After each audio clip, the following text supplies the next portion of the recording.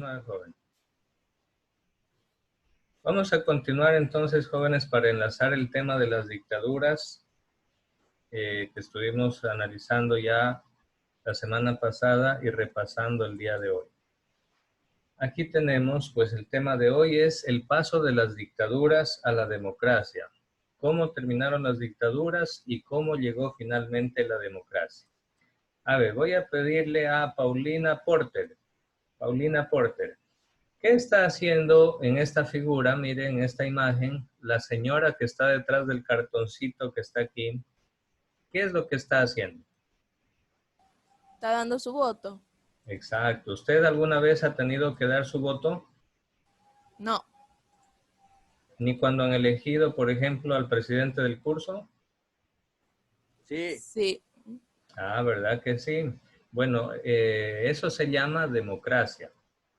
¿Sí? Cuando una persona o el pueblo elige libre y voluntariamente a las personas que lo van a liderar. En este caso, por ejemplo, esta señora está dando un voto y aquí dice, el voto es secreto. Efectivamente, nadie tiene derecho a ver ni averiguar por quién votó usted. Nadie puede obligarle a decirlo. Si usted no lo quiere hacer, nadie lo puede obligar, porque el voto es secreto. Y el voto, jóvenes, es la base de la democracia, porque una democracia se caracteriza porque el pueblo elige a los gobernantes. En cambio, en la dictadura no. En la dictadura, el que quiere gobernar, el que tiene el poder de las armas, se impone al pueblo, aunque el pueblo no quiera, aunque al pueblo no le gusta, el dictador se impone sin que existan elecciones de votos, elecciones por medio del voto. Es decir, un dictador no llega al poder con el voto popular, no. Llega con las armas y a veces llega matando incluso al presidente que elige el pueblo, como en el caso de Salvador Allende en Chile. ¿Cómo califica? Bueno, esto ya me respondieron. A ver, vamos a preguntarle a alguien más que no ha participado todavía. Valentina Sánchez, ¿está o no? Valentina Sánchez. Valentina Sánchez. No está, vamos a anotarle aquí. Jordana Touris, ¿está o no? Sí, profe. A ver, Jordana, ¿cuáles son los peligros que existen cuando una persona tiene poder absoluto? O cuando una persona quiere tener el poder absoluto y solo esa persona mandar. Que no puede a veces liderar bien, ¿Puede repetir? que son dictadores autoritarios y esas cosas. Correcto, muy bien. Que la persona se vuelve un dictador, se vuelve una persona autoritaria. Y una persona que es autoritaria no respeta la opinión de los demás, sino que obliga a que los demás hagan lo que él quiere. Y eso significa que no respeta la libertad. ¿Sí? Muy bien, Jordana. Pregunta para Romina Villa. ¿Está Romina Villa? Romina Villa no está. Pregunta para Carlos Vergara. ¿Está o no? Carlos Vergara. Tampoco está. Vamos a ver. Pregunta para Manuel Orellana. Manuel, ¿está o no? Sí. A ver, Manuel, ¿la democracia es mejor que la dictadura? ¿Sí o no? ¿Y por qué?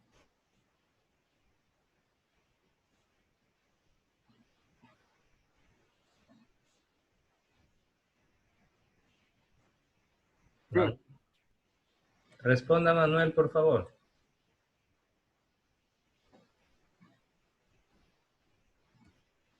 Manuel Orellana, la una. Porque cuando son dictaduras solo uno manda en el país. Ya, pero ¿eso es mejor o peor que la democracia?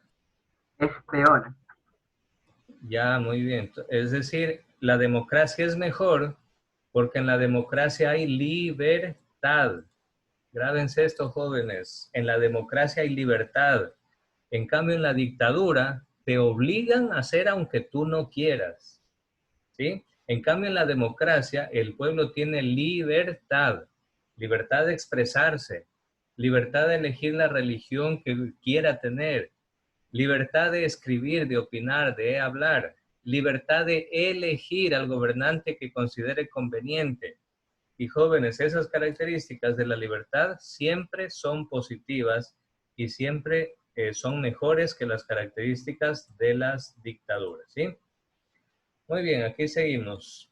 El paso de las dictaduras a la democracia. A ver, vamos a pedirle que nos ayude leyendo esta parte. A ver, ¿quién no tiene participación en clase? Ricardo Loza, ¿está o no? Ya, profe.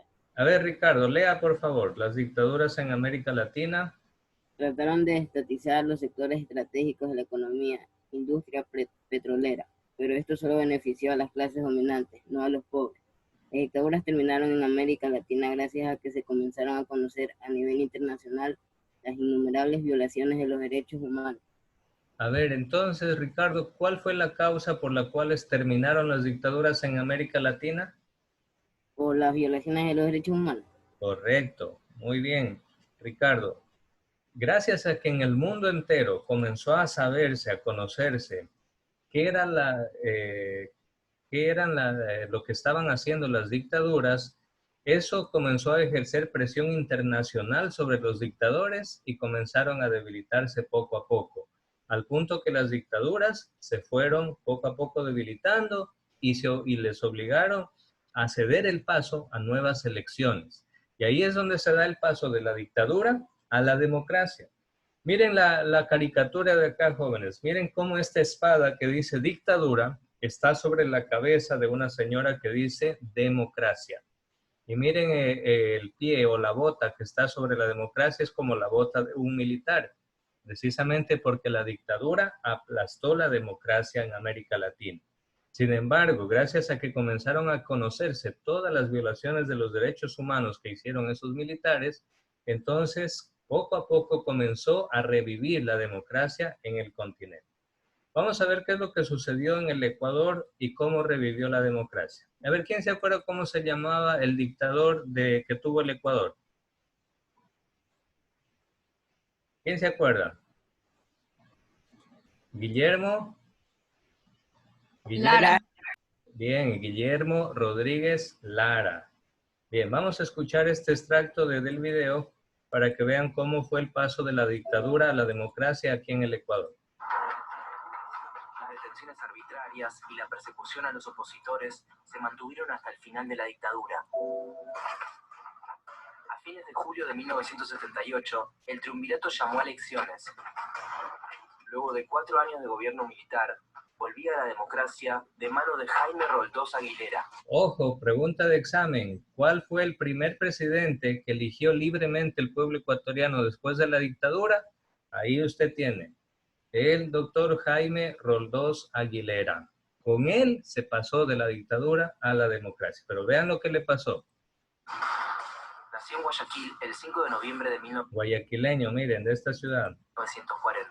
Triunfó en los comicios con una coalición que se enfrentaba al Partido Social Cristiano. Ah, miren. Asumió la presidencia el 10 de agosto de 1979. Profe, él murió por un accidente Política de derechos humanos de su país. de avión. Impulsó Axel Pilay, ¿me quiere decir algo? Que él falleció por un accidente de avión. Exacto, exacto.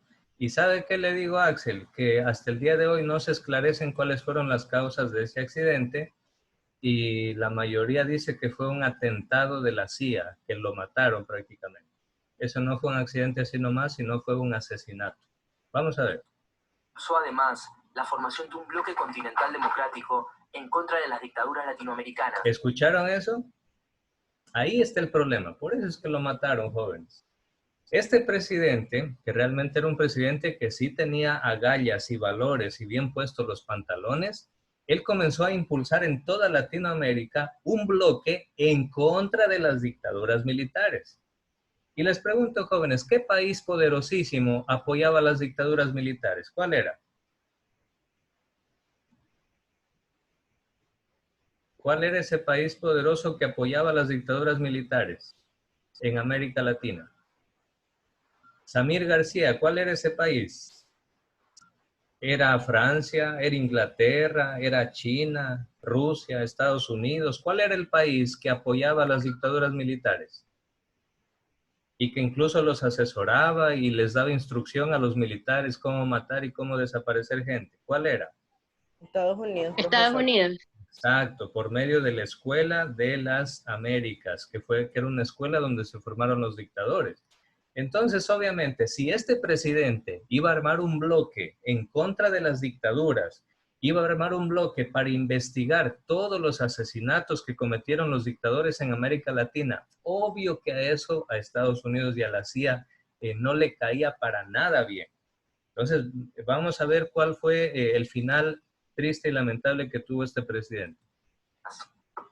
Parecía que los años oscuros habían terminado en Ecuador, pero todavía faltaba un capítulo más. El peor de todos, y en democracia. El 24 de mayo de 1981, el presidente habló en el Estadio Olímpico de Quito. El Ecuador democrático, capaz de dar lecciones históricas de humanismo, trabajo y libertad. Este Ecuador amazónico, desde siempre y hasta siempre. ¡Viva la patria! Después del discurso, el primer mandatario, su mujer y la comitiva que lo acompañaba viajaron desde la capital del país hacia Macará, cerca de la frontera con Perú. Pero pocos minutos antes del aterrizaje, la nave chocó contra un cerro. Hasta el día de hoy, los ecuatorianos se preguntan si fue un accidente o un atentado. Hasta el día de hoy nadie hace investigaciones y todo está escondido, ¿no?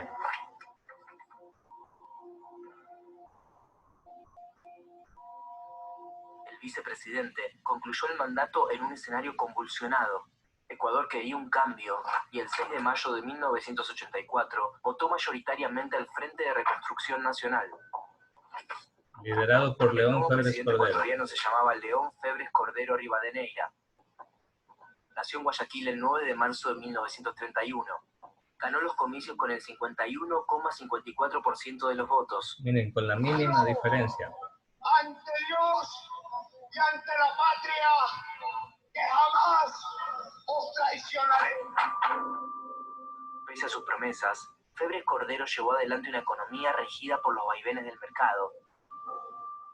Aseguraba que el crecimiento empresarial iba a traer aparejado el pan, el techo y el empleo.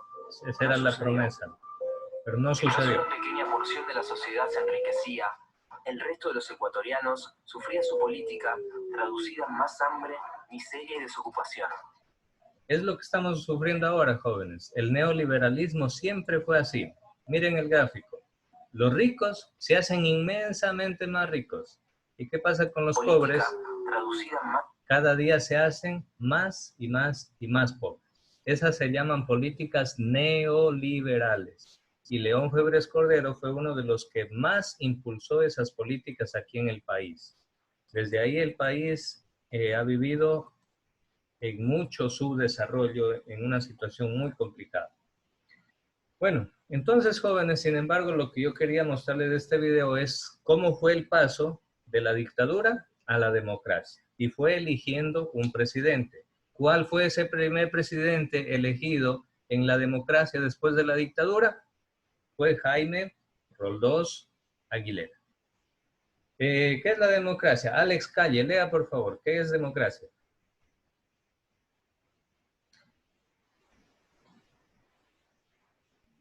Democracia, forma de gobierno donde las decisiones políticas importantes son con el pueblo, que elige a sus representantes a través de la votación.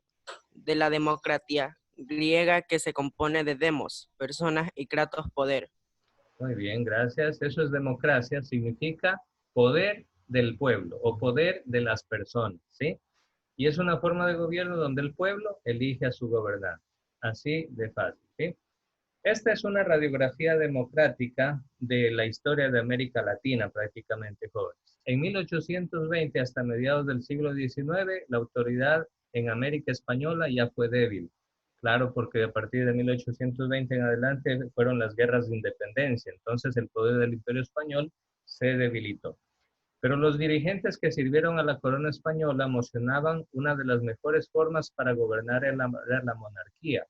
Otros insistían que el poder había que transferirlo al pueblo. Luego se empezaron a redactar constituciones en forma de otorgar poderes a los presidentes. Miren, ahí aparece ya la figura del presidente. Desde la independencia, 1830 prácticamente, que el Ecuador tuvo el primer presidente. Hasta el siglo XIX, las 16 naciones de Hispanoamérica produjeron 106 constituciones. Terrible, ¿no? Porque las cambiaban cada 5 años, cada 10 años, otra constitución y otra constitución y otra constitución. Terrible. En 1920 Estados Unidos dio el voto a la mujer. A partir de ese año América Latina empieza a permitir que las mujeres vayan a las urnas y en Ecuador se dio paso en 1929. Las fases de 1900 a 1939, la oligarquía en Argentina, Brasil, Chile, Colombia, Perú, aparecen los primeros signos de democracia en México y Uruguay, y en 1930 Chile logra la democracia electoral. Del 40 a 1977 hay un repunte de la democracia, es decir, la democracia comienza a hacerse más fuerte en América Latina luego del fin de la Segunda Guerra Mundial. Pero en 1960, 9 países eran democracias electorales y otras semidemocracias. Por eso, jóvenes, miren aquí lo que dice, el periodo más cruel para América Latina es de 1960 a 1980 por las dictaduras militares. De 1990 al 98 hubieron 15 democracias electorales y 4 semidemocracias. En el año 2000 se registró la democracia electoral. ¿Qué significa democracia electoral? Que es el pueblo el que elige a su gobernante. La inestabilidad en América Latina, hubieron 155 cambios de régimen en 101 años. Terrible. Cambio de régimen significa cambio de gobernante. De 1990 al año 2000, en tan solo 10 años, mire. Eso, ¿saben lo que da cuenta? Eso que nos da a notar la inestabilidad de América Latina. Y 55 cambios importantes de régimen o oscilaciones entre democracia y dictadura, con fases de gobiernos oligárquicos. Y hasta el 2000 en América Latina se registraba una población de 500 millones de personas. Con eso ya hoy ese dato ya no va más porque hoy son muchos más habitantes en América Latina. En la democracia, aquí tenemos, jóvenes, este cuadro es súper importante. Tenemos principios, procedimientos, normas y valores. En cuanto a los principios, las decisiones se los toma por la mayoría. Es decir, cuando elige el pueblo, se lo elige al que tiene mayoría de votos. Luego hay soberanía popular del pueblo. ¿Qué quiere decir eso? Que el pueblo es el que manda, el que elige. Por eso el pueblo cuenta con representantes para tomar decisiones. ¿Y cómo los elige el pueblo? Mediante el voto. ¿Sí? Luego hay corresponsabilidad, se coopera en la solución de problemas. Bueno, vamos a dejar esta parte ahí porque ya estamos prácticamente en el tiempo justo de la clase. Vamos a dejar ahí, ¿sí? Entonces, jóvenes, en conclusión, lo que podemos decir es de que las dictaduras llegaron a su fin en América Latina gracias a que se comenzaron a elegir presidentes. En unos casos mejores, en otros casos peores, pero así ha vivido América Latina. En el Ecuador se eligió un buen presidente, que fue Jaime Roldós Aguilera, pero lamentablemente ese presidente lo asesinaron. Dicen que en la historia que fue un accidente, pero eso más que todo fue un atentado. ¿Por qué? Porque Jaime Roldós Aguilera promovió la investigación de los crímenes que habían generado las dictaduras. ¿Sí? Entonces, jóvenes, aquí vamos a terminar esta parte. Revisen, por favor, sus sus asignaciones en el modo, que hay una tarea. Y jóvenes, recuerden que siempre deben tener su cámara encendida. Luego no se sorprendan. Bueno, ustedes ya saben cuáles son sus responsabilidades. No voy a insistir más. Listo, jóvenes, cuídense y que si Dios quiere nos vemos mañana en la clase de religión, ¿sí? Que pasen. profe. Ya, chao, cuídense.